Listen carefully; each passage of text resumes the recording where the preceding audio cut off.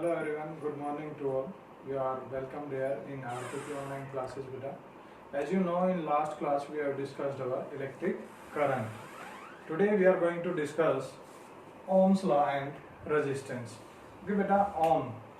First of all you should know about the Ohm. Who was Ohm? Ohm क्या था बेटा? एक German scientist था और इसका फुल नेम क्या था? जॉर्ज साइमन ओम. क्या था बेटा पूरा नाम? जॉर्ज साइमन ओम. ये रहा बेटा, ये पूरा नाम था इसका. अब हुआ क्या था कि इसने इलेक्ट्रिसिटी के ऊपर कुछ रिसर्च की और उस रिसर्च में इसने पाया कि जो electric current between two points that is directly proportional to the potential difference between the two points. Okay, कि जो इलेक्ट्रिक करंट था वो किसके डायरेक्टली प्रोपोर्शनल था? वो था डायरेक्टली प्रोपोर्शनल पोटेंशियल डिफरेंस के. उन दो पॉइंट के बीच में कितना पोटेंशियल डिफरेंस है. पोटेंशियल डिफरेंस बेटा हम लास्ट वीडियो में डिस्कस कर चुके हैं. अभी कुछ बुक्स में ऐसी स्टेटमेंट भी मिलेगी that Ohm's law state that the potential difference across the 2 points is directly proportional to the electric current flowing through that. Okay, अब दोनों तरीके से लिख सकते हैं कि I directly proportional to V. V stands for potential difference between two points. और ये ऐसे भी लिखा मिल जाएगा आपको V directly proportional to I electric current. Clear है बेटा? दोनों स्टेटमेंट आपको मिल जाएंगी. ठीक है. अब हुआ क्या था, जो स्टार्टिंग में ओम्स ने जो ला दिया था उसने दिया था, उसकी स्टेटमेंट क्या थी? एग्जैक्ट स्टेटमेंट ये थी उसकी कि electric current between two points या फिर electric current flowing through the circuit is directly proportional to the potential difference across the two points. कि उन दो पॉइंट के बीच में जो इलेक्ट्रिक पोटेंशियल होगा हमारा इलेक्ट्रिक करंट उसके डायरेक्टली प्रोपोर्शनल होगा. अब डायरेक्टली और इनवर्सली दो वर्ड आपको मिलेंगे. देखो, एक मिलेगा ये डायरेक्टली प्रोपोर्शनल आपको लिखा मिलेगा और दूसरा मिलेगा इनवर्सली प्रोपोर्शनल. क्या मिलेगा? Inversely proportional. देखो अब मीनिंग क्या है इन दोनों वर्ड्स का. डायरेक्टली प्रोपोर्शनल का मतलब है कि ऐसा साइन आपको मिलेगा. क्लियर है? ये वाला साइन आपको मिलेगा और इस साइन के दोनों तरफ जो क्वांटिटी लिखी है, जैसे यहाँ पर आई और वी लिखा है या फिर वी और आई लिखा है, इसका मतलब कि एक क्वांटिटी को जब हम इंक्रीज करेंगे तो दूसरी क्वांटिटी भी क्या होगी? इंक्रीज होगी. जैसे हम वोल्टेज को इंक्रीज करेंगे, मींस पोटेंशियल डिफरेंस को जब हम इंक्रीज करेंगे करंट भी हमारा इंक्रीज होगा. दूसरा इनवर्सली प्रोपोर्शनल मींस जब एक क्वांटिटी को हम इंक्रीज कर रहे हैं तो दूसरी क्वांटिटी क्या होगी? हमारी डिक्रीज. जैसे 9th क्लास में हमने पढ़ा था, क्या था बेटा? डेंसिटी का आपने फॉर्मूला देखा था. डेंसिटी क्या थी? डेंसिटी थी मास बाय वॉल्यूम. क्या था? Ratio of mass to the volume. यानी कि जब हमने वॉल्यूम को इंक्रीज किया तो डेंसिटी क्या होगी? डिक्रीज हो गई थी. तो यहां पर हम बोल सकते हैं डेंसिटी वो क्या है? इनवर्सली प्रोपोर्शनल है. किसके? वॉल्यूम के. ठीक है बेटा, ये हम बोल सकते हैं. और वो डायरेक्टली प्रोपोर्शनल है किसके? मास के. तो सेम वही स्टेटमेंट यहां पर है कि जो पोटेंशियल डिफरेंस है वो directly proportional to the electric current flowing through the circuit. Clear है? तो स्टेटमेंट आप लिखोगे Ohm's law states that the potential difference across two points, the potential difference across two points is directly proportional to the electric current flowing through that circuit. Clear है बेटा? अब हम बात करते हैं नेक्स्ट. यहां से आया V directly proportional to the I. Clear है? अब देखो, जब डायरेक्टली के साइन को हम क्या करते हैं? इक्वल में जब कन्वर्ट करेंगे, क्या करेंगे? इक्वल में कन्वर्ट करेंगे तो क्या आएगा? कुछ कांस्टेंट आता है हमारे पास. क्या आता है? कांस्टेंट आएगा. तो यहां पर कांस्टेंट ओम ने क्या यूज किया? R यूज किया और ये हो गया I हमारा एज इट इज. क्लियर है बेटा। अब देखो V किसके लिए है, यहाँ पर V states the potential difference. क्या हो गया, पोटेंशियल डिफरेंस। I हो गया हमारा इलेक्ट्रिक करंट,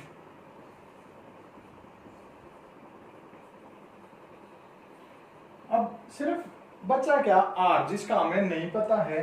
R क्या था हमारा, कांस्टेंट ऑफ प्रोपोर्शनैलिटी, जिसको नाम दिया क्या, रेजिस्टेंस। क्या नाम दिया बेटा, रेजिस्टेंस नाम दिया यहाँ पर। यानी कि एक नई टर्म हमारे पास आ गई, एक नई क्वांटिटी हमारे पास आ गई, वो क्या है, रेजिस्टेंस। रेजिस्टेंस का मीनिंग क्या होता है, जो रेजिस्ट करे, रोके, अपोज करे किसी चीज का, ठीक है। तो ये आ गया हमारा रेजिस्टेंस। और रेजिस्टेंस यहाँ पर किसका अपोज करता है, करंट का। किसका अपोज करेगा, करंट का, ठीक है बेटा। तो ओम्स लॉ, तो ओम ने जो लॉ दिया उसने हमारे को क्या दे दिया, रेजिस्टेंस दे दिया। और जो इलेक्ट्रिक करंट है उसके जो इलेक्ट्रिक करंट हो गया, पोटेंशियल डिफरेंस हो गया और रेजिस्टेंस हो गया, इन तीनों के बीच में क्या दे दिया, एक रिलेशन दे दिया। या फिर हम बोल सकते हैं कि इलेक्ट्रिसिटी के जो तीन मेन कंपोनेंट हैं उनके बीच में एक रिलेशन ओम ने दिया। यहां पर क्या दिया कि V is equal to I R या फिर V is equal to R I, एक ही बात है बेटा। तो ये relation in between the basic component of electricity is given by Ohm. Clear है बेटा। तो अब हम करते हैं नेक्स्ट टॉपिक। नाउ बेटा we are going to discuss on the applications और लिमिटेशंस। अब देखो एप्लीकेशन में क्या होगा, एप्लीकेशन होता है कि यूजेज क्या है। जब इसकी एप्लीकेशंस को हम डिस्कस करते हैं, applications of Ohm's law, of Ohm's law, O will be capital there, Ohm's law. Clear कि इसके क्या क्या यूजेस हैं। देखो नॉर्मल सी बात है बेटा, कोई भी जब फॉर्मूला दे रखा हो, यहाँ पर क्या दे रखा है, V is equal to R I, यानी कि इनमें से टोटल हमारे पास तीन क्वांटिटी हैं और तीन में से कोई भी दो गिवन हो तो थर्ड क्वांटिटी को हम फाइंड आउट कर सकते हैं, ठीक है बेटा। तो जो first application, to find out the voltage और potential difference across a circuit where resistance and current is given, कि कितनी वोल्टेज रिक्वायर्ड होगी जहां पर रेजिस्टेंस दे रखा हो किसी भी मटेरियल का, किसी भी कंडक्टर का, और करंट दे रखा हो, हमें पता हो कि कितना करंट वहां पर हम यूज करने वाले हैं। तो वोल्टेज हम फाइंड आउट कर सकते हैं वहां पर कि कितनी वोल्टेज वहां पर कंज्यूम हुई, यूज हुई, ठीक है। तो वोल्टेज के लिए डायरेक्ट यही formula, to find out the voltage, to find out the voltage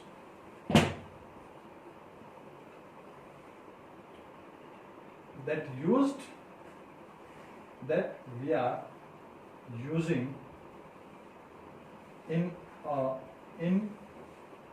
an electric circuit.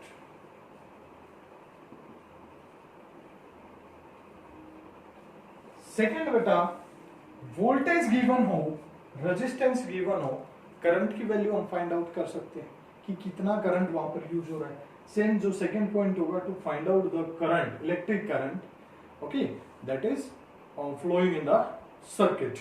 Third one, अगर I की वैल्यू यहां से फाइंड आउट करें तो कैसे लिख सकता हूं इसको, I is equal to V by R।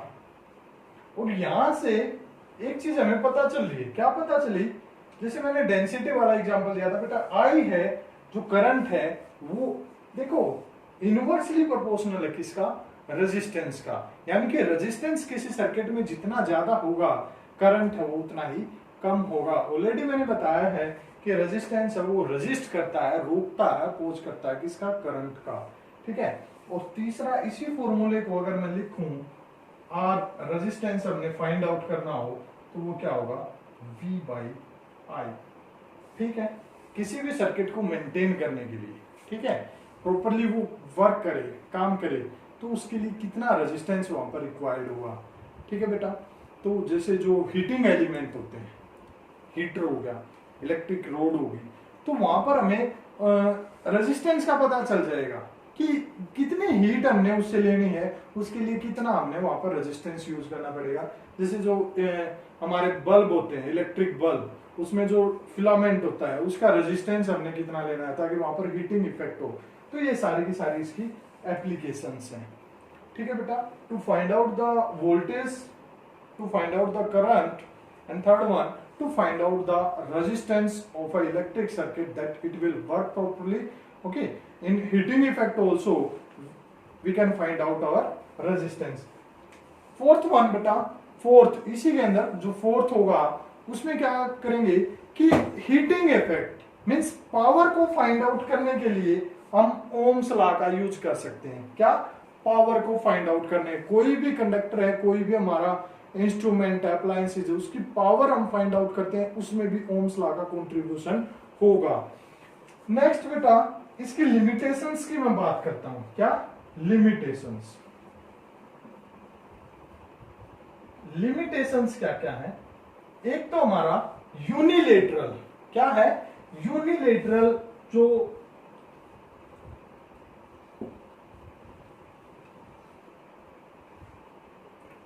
Material है उन पर ये एप्लीकेबल नहीं होता। यूनिलेटरल मटेरियल के ऊपर एप्लीकेबल नहीं होता। दूसरा नॉन लीनियर,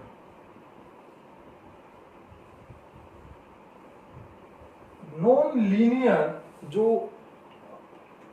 अप्लायंसेज होंगे वहां पर भी हमारा ओम्स लॉ एप्लीकेबल नहीं होगा। अब इनका मीनिंग समझ लो बेटा।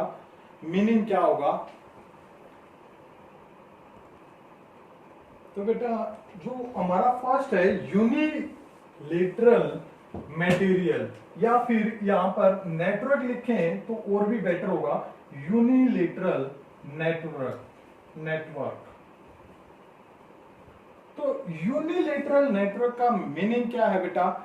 यानी कि यूनि मीन्स वन, कि डायरेक्शन, जब हम वहां पर डायरेक्शन को चूज करते हैं तो जो वोल्टेज है, वोल्टेज और करंट का जो रिलेशन है वो वेरी करे, वो होगा हमारा unilateral network. Second non linear substance और नॉन लीनियर मटेरियल एलिमेंट हम बोल सकते हैं। नॉन लीनियर का मतलब है कि जो फॉलो ना करें बेटा किसको? ओम्स लॉ को। यानी कि ओम्स लॉ को फॉलो कब नहीं करेंगे? जब हमारा जो वोल्टेज है वो डायरेक्टली प्रोपोर्शनल ना हो किसके? करंट के। यानी कि वेरी कर जाए, जो रेजिस्टेंस की वैल्यू है वो वेरी करे डिफरेंट पॉइंट पर। जब हम चेक करते हैं वोल्टेज करंट की जो रेशियो है वो वेरी करे, इक्वल ना हो हर एक पॉइंट पे उस एलिमेंट के अंदर, तो वो होता है हमारा नॉन लीनियर एलिमेंट। क्या होगा? Non linear element. ठीक है बेटा, तो इन दो टाइप के substances, first one unilateral network के ऊपर एप्लीकेबल नहीं होता हमारा Ohm's law. Second one non linear elements के ऊपर भी एप्लीकेबल नहीं होता बेटा। तो ये थी हमारी लिमिटेशंस। एप्लीकेशंस हमने 4 एप्लीकेशंस को डिस्कस किया था और 2 होगी इसकी limitation. Only 2 limitations are there. Thank you बेटा। बैक बेटा, अब हम नेक्स्ट टॉपिक है हमारा factors affecting the resistance. Important topic है बेटा, इसके ऊपर न्यूमेरिकल आ जाता है कई बार। ठीक है, या फिर पहले इसको एक बार डिस्कस कर लेते हैं, फिर आपको क्वेश्चन बताऊंगा वो किस टाइप से आएगा। तो फर्स्ट है the factors affecting the resistance, कि वो कौन से फैक्टर हैं जो रेजिस्टेंस को अफेक्ट करेंगे। तो उसमें जो फर्स्ट है हमारा, फर्स्ट क्या है? The nature of the material. Nature of material, कि उस मटेरियल का जो हम यूज कर रहे हैं, जो कंडक्टर लिया उसका मटेरियल क्या है। अब गोल्ड का रेजिस्टेंस कुछ होता है बेटा, सिल्वर का कुछ होगा, एल्यूमिनियम का अलग होगा, आयरन का अलग होगा। तो इस टाइप से जैसे जैसे उस मटेरियल की जो क्वालिटी है वो वेरी करेगी, ठीक है। अब प्योर सब्सटेंस का रेजिस्टेंस अलग होता है, इम्प्योर का अलग होगा, ठीक है। तो उसकी क्वालिटी, उसका नेचर कैसा है, उस पर डिपेंड करता है हमारा resistance. Second, the length of the conductor, क्या है, length of conductor. And third one, area of cross section, area of cross section या क्रॉस सेक्शन एरिया हम इसको लिख सकते हैं। तो एक ही बात है, ठीक है। जो फर्स्ट है वो हमने डिस्कस कर लिया कि नेचर के साथ वेरी होगा, जैसे जैसे नेचर चेंज होगा मटेरियल का, रेजिस्टेंस भी है वो चेंज होता रहेगा, ठीक है। नेक्स्ट वन, जैसे मेटल नॉन मेटल की मैं बात कर लेता हूं इसको डिस्कस करने के लिए। जैसे मेटल्स में रेजिस्टेंस कम होता है, जो वो गुड कंडक्टर होती है, लेकिन नॉन मेटल्स हैं वो बैड कंडक्टर होती है, उनका रेजिस्टेंस ज्यादा होता है, तो वो उसका नेचर हो गया, ठीक है। अब जो हमारे इंपॉर्टेंट दो फैक्टर हैं वो हमारा length of conductor and area of cross section. देखो लेंथ की जब मैं बात करता हूं, हम एग्जांपल ले लेते हैं एक वायर का। तो वायर होती है हमारी, कैसी होती है, इस टाइप से होती है। ये होगी हमारी वायर, कैसी होगी, सिलेंड्रिकल होगी, ठीक है बेटा। तो दो वायर मैं यहां पर ले रहा हूं, एक तो ये होगी मेरी फर्स्ट और एक ये होगी सेकंड। विड्थ, मोटाई दोनों की सेम है, मान लो दोनों की मोटाई है वो सेम है, ठीक है। तो क्या होगा, एक तो इतनी लंबी होगी, दूसरी इतनी लंबी होगी, ठीक है। इनको वायर ना समझ के क्या समझ लो, पाइप समझ लो, ठीक है। पाइपलाइन है और लुका छिपी का वहां पर खेल चल रहा है। तो किसी को अगर इसके क्रॉस निकलने के लिए बोला जाए, तो एक तो ये छोटी सी पाइप है कि ये लंबी पाइप है, तो किसके अंदर से आप इजीली निकलोगे, क्रॉस किसको जल्दी करोगे और कंफर्टेबल कहां पर फील करोगे, जब छोटी पाइप को आप क्रॉस कर रहे हो, ठीक है। तो क्या करोगे, आप इजीली निकल जाओगे, यानी कि वहां पर आपका अपोज है वो कम होगा, आप इजीली से उसके अंदर से निकल जाओगे भागकर।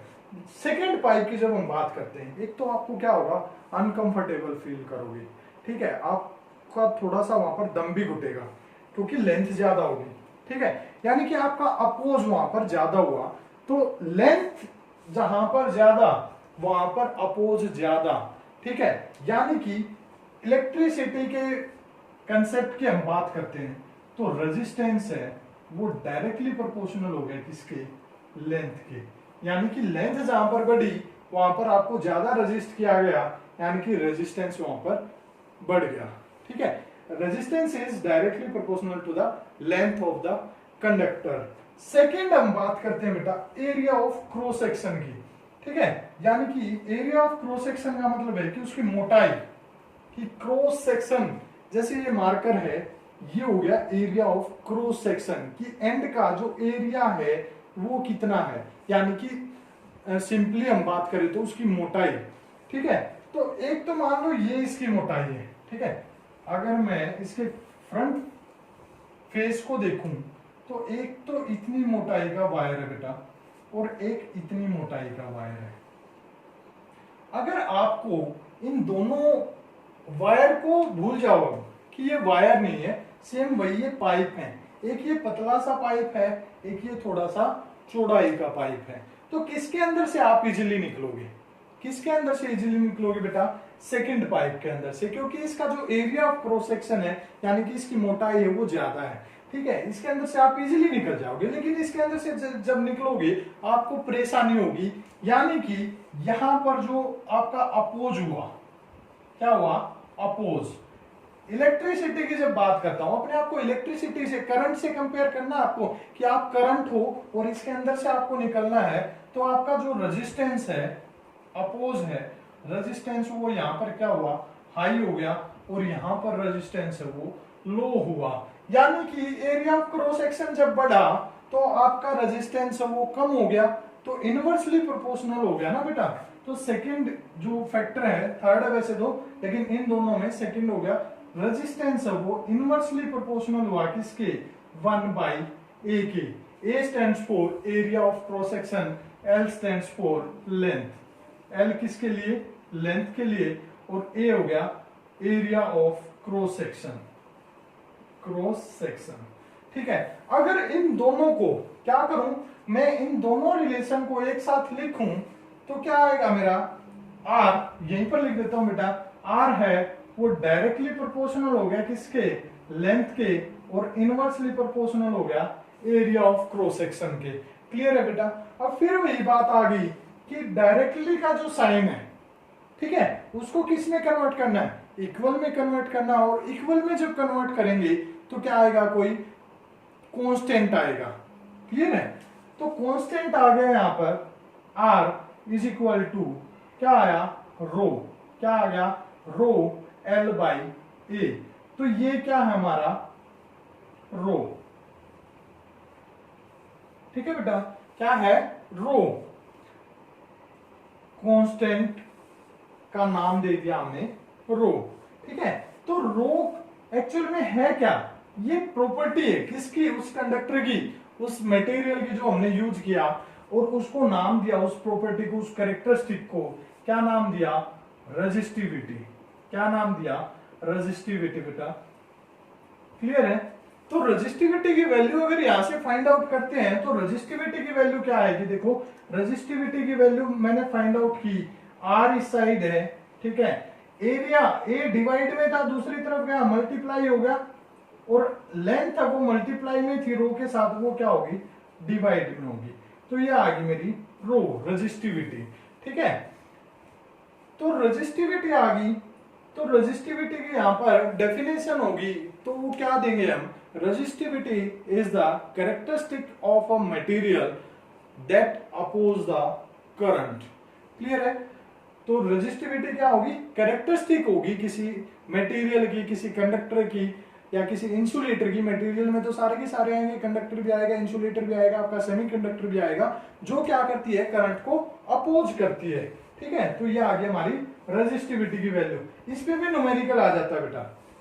अब वो न्यूमेरिकल या वो क्वेश्चन किस टाइप का आएगा कि मान लो द लेंथ ऑफ कंडक्टर, जिसको क्या कर दिया जाए, हाफ कर दिया जाए, एरिया ऑफ क्रॉस सेक्शन को डबल कर दिया जाए, तो रेजिस्टेंस के ऊपर उसका क्या इफेक्ट पड़ेगा। ठीक है। अगर क्वेश्चन ऐसा आ जाए कि रेजिस्टिविटी पे क्या इफेक्ट पड़ेगा, तो बेटा रेजिस्टिविटी देखो यहां पर आपको पता है कि कांस्टेंट है, तो ये फिक्स रहेगी, इसकी वैल्यू क्या रहेगी, फिक्स। तो रेजिस्टिविटी के ऊपर कोई इफेक्ट नहीं पड़ेगा, चाहे कुछ कर लो, लेंथ को हाफ कर लो, फुल कर लो, ट्वाइस कर लो, 1/4 कर लो, एरिया ऑफ क्रॉस सेक्शन को भी कुछ भी कर लो, बढ़ा दो घटा दो, कोई फर्क नहीं पड़ेगा रेजिस्टिविटी में, लेकिन रेजिस्टेंस है वो चेंज होगा। लेंथ अगर बढ़ेगी तो डायरेक्टली प्रोपोर्शनल, यानी कि लेंथ को इंक्रीज किया तो रेजिस्टेंस भी इंक्रीज, और एरिया ऑफ क्रॉस सेक्शन का इनवर्सली प्रोपोर्शनल है, यानी कि एरिया ऑफ क्रॉस सेक्शन को आपने बढ़ाया तो रेजिस्टेंस क्या हो जाएगा, कम हो जाएगा। अब यूनिट्स की बात करते हैं। जो ऐसा यूनिट ऑफ रेजिस्टेंस है, ऐसा यूनिट ऑफ रेजिस्टेंस आर, वो क्या है, ओम। क्या है, ओम ही है बेटा, क्योंकि ओम जो साइंटिस्ट था हमारा, जर्मन साइंटिस्ट, उसने ये कंसेप्ट दिया था। और ओम का जो सिंबल है वो क्या है, ये है, क्या है, ये वाला सिंबल। ठीक है। तो यहां पर अगर रेजिस्टिविटी की यूनिट में फाइंड आउट करूं तो रेजिस्टिविटी की यूनिट क्या हो जाएगी, देखो रेजिस्टेंस का हो गया बेटा ओम, एरिया का हो गया मीटर स्क्वायर, और लेंथ का हो गया मीटर, 1 मीटर से मीटर कैंसिल हो गया, तो रेजिस्टिविटी की जो यूनिट आई वो क्या आई मेरी, ओम मीटर। बेटा 1 नंबर में एमसीक्यू आ जाता है कि what is the SI unit of resistivity. Last year भी शायद, अभी जो लेटेस्ट जो सेशन गया है उसमें भी एक क्वेश्चन आया था इस पे, तो ये यूनिट्स को ध्यान रखना है। अब रेजिस्टेंस हमारा कंप्लीट हो चुका है, रेजिस्टिविटी हो चुकी है, फैक्टर का पोर्शन पूरा कंप्लीट हो चुका है। अब हम डिस्कस करेंगे नेक्स्ट टॉपिक। थैंक यू बेटा। वेलकम बैक बेटा। अब हम डिस्कस करने जा रहे हैं हमारा next topic, that is the effect of temperature on resistance. देखो इसके लिए एक यूनिवर्सल हम स्टेटमेंट नहीं दे सकते, क्योंकि वेरी करता है, डिफरेंट टाइप के जो मैटर होते हैं, डिफरेंट टाइप का जो मटेरियल होगा, एलिमेंट होंगे। क्लासिफाई किया था हमने, 3 टाइप के थे, कंडक्टर, इंसुलेटर, सेमीकंडक्टर। तो तीनों के लिए अलग अलग इफेक्ट ये शो करता है। टेम्परेचर। तो फर्स्ट हम तीनों को अलग से हम डिस्कस करेंगे। तो मैं लिख देता हूं यहाँ पर, फर्स्ट है हमारा कंडक्टर, सेकंड हो गया सेमीकंडक्टर,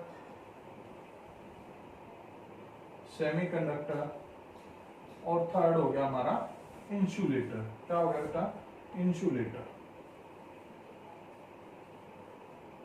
ठीक है। तो कंडक्टर में हम बात करते हैं, तो कंडक्टर में क्या होगा, देखो दो टाइप से मैं एक्सप्लेन करूंगा इसको। एक तो नॉर्मली हमारा जो 10th का लेवल है, उसके लेवल 10th क्लास के लेवल पर मैं इस टॉपिक को एक्सप्लेन करूंगा। तो कंडक्टर में क्या होता है, फ्री इलेक्ट्रॉन्स होते हैं या फिर चार्ज कैरियर्स होते हैं, आयंस होते हैं। क्या होगा? फ्री इलेक्ट्रॉन्स या फिर आयंस प्रेजेंट होते हैं इसके अंदर, जो चार्ज को कैरी करते हैं। ठीक है बेटा। तो क्या होगा जब टेम्परेचर को इंक्रीज करेंगे? फॉर एग्जाम्पल, हम किसी रूम के अंदर हैं, जस्ट सपोज, और वहां पर टेम्परेचर को कंटिन्यूसली इंक्रीज किया जाए। फर्स्ट हमारा 40 पे गया, फिर 50 पे गया, फिर 60 पे गया, और हमारे को बाहर ना निकलने दिया जाए, उस रूम से हमको बाहर ना निकलने दिया जाए, तो क्या होगा? हम जंपिंग स्टार्ट कर देती है हमारी बॉडी। मींस हम इतने अनस्टेबल हो जाते हैं कि एक पॉइंट पे हम वहां पर रह ही नहीं सकते। ठीक है।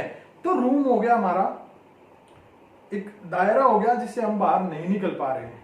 ठीक है। और हम एक जगह पर मींस बैठकर हम वहां पर टाइम स्पेंड नहीं कर सकते अगर टेम्परेचर है वो कंटिन्यूसली इंक्रीज हो रहा है। तो सेम यही वही कंडीशन है बेटा।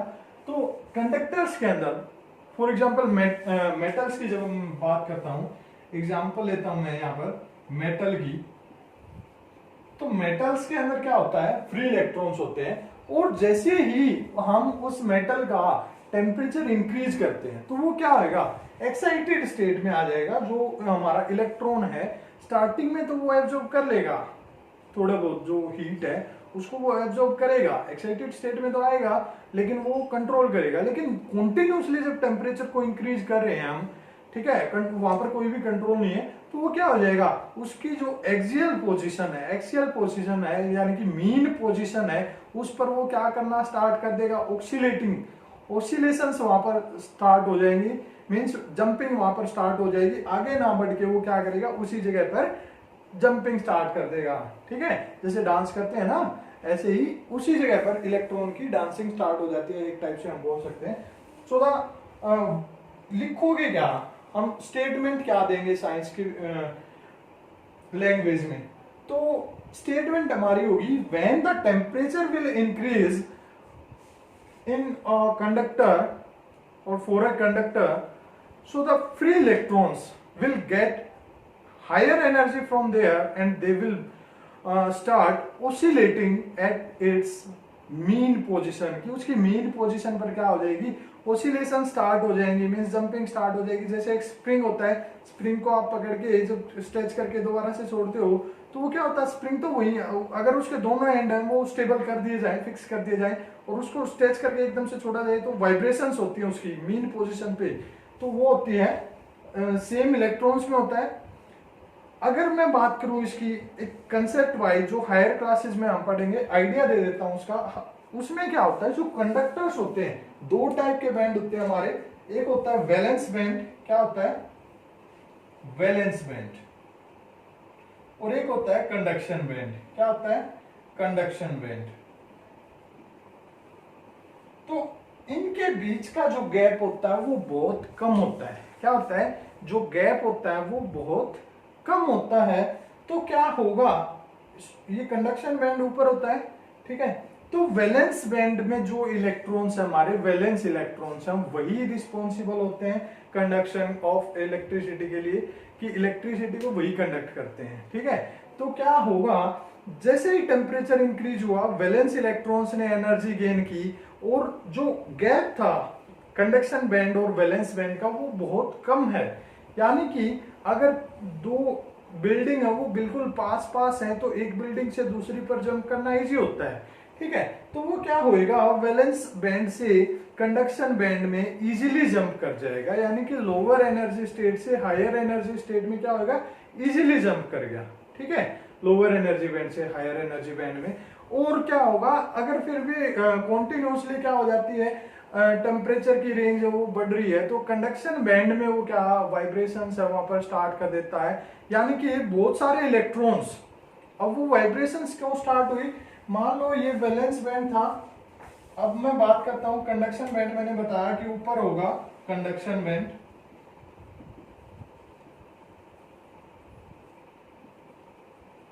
तो वैलेंस बैंड में यहां पर इलेक्ट्रॉन्स हैं, बहुत सारे इलेक्ट्रॉन्स हैं, ठीक है, ये हो गया हमारे इलेक्ट्रॉन्स, ये डॉट से मैं शो कर रहा हूं। कंडक्शन बैंड मान लो यहां पर थोड़े बहुत इलेक्ट्रॉन है अभी, लेकिन जैसे ही मैंने हीट प्रोवाइड की, क्या दी, यहां पर हीट प्रोवाइड की, यानी कि टेम्परेचर को बढ़ाया, तो ये गैप है कम होता है, तो ये क्या होंगे, इजिली यहाँ पर जंप कर जाएंगे, ठीक है, एक्साइटेड स्टेट में आ जाएंगे, कंडक्शन बैंड में जंप करके, और टेम्परेचर जितना ज्यादा बढ़ा रहा हूं मैं, तो क्या हो गया, वैलेंस बैंड से उतने ही ज्यादा इलेक्ट्रॉन्स एक्साइटेड स्टेट में जा रहे हैं, तो एक टाइम ऐसा आएगा जहां पर कंडक्शन बैंड में अनस्टेबिलिटी हो जाएगी, यानी कि एक रूम में 10 की कैपेसिटी है और वहां पर 20 बंदों को रखा जाए तो अनस्टेबल हो जाते हैं, थोड़े टाइम के बाद क्या होएगा, आपस में उनके लड़ाई झगड़े स्टार्ट हो जाते हैं।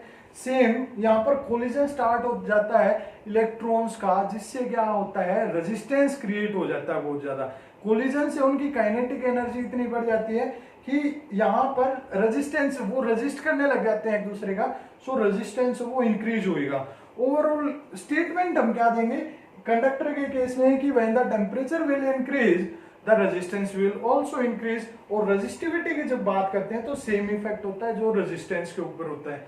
तो कंडक्टर्स के केस में हमें पता लग गया कि टेम्परेचर के साथ क्या होता है, हमारा रेजिस्टेंस भी इंक्रीज करता है। सेम सेमीकंडक्टर की जब बात करते हैं, semi means half, semi half conductor, ठीक है, तो हाफ कंडक्टर में क्या होगा, सेम स्टेटमेंट इसके लिए आएगी कि जब टेम्परेचर को इंक्रीज किया जाता है तो क्या होगा, रेजिस्टेंस है वो इंक्रीज होगा, रेजिस्टेंस है वो इंक्रीज होगा, लेकिन उतना इंक्रीज नहीं होगा जितना कंडक्टर के केस में हुआ था।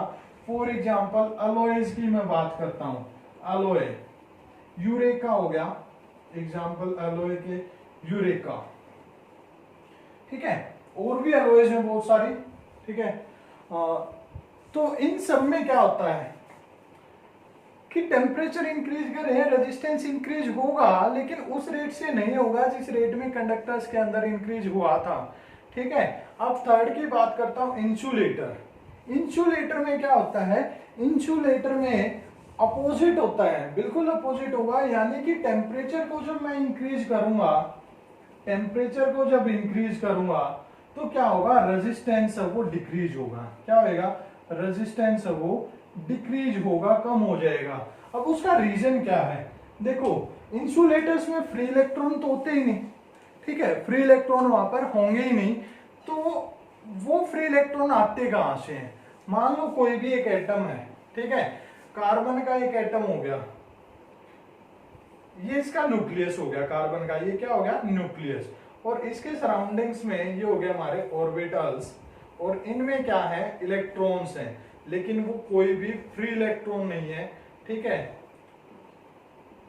क्या नहीं है, फ्री इलेक्ट्रॉन्स नहीं है। लेकिन जैसे ही इसको एनर्जी मिलेगी बाहर से, टेम्परेचर को जैसे ही मैंने इंक्रीज किया, तो जो वैलेंस इलेक्ट्रॉन्स हैं, जो आउटर ऑर्बिटल के अंदर जो इलेक्ट्रॉन है, सबसे पहले एनर्जी उसको मिलेगी, और जैसे ही उसको एनर्जी मिली वो क्या होगा, अनस्टेबल होएगा, वो इस ऑर्बिट को छोड़ के बाहर निकल जाएगा, यानी कि हमारे को क्या मिल गया, फ्री इलेक्ट्रॉन्स मिल गए, और फ्री इलेक्ट्रॉन जहां पर मिलते हैं वहां पर हमारी जो कंडक्टिविटी है वो इंक्रीज हो जाएगी, यानी कि रेजिस्टेंस है वो डिक्रीज हो जाएगा।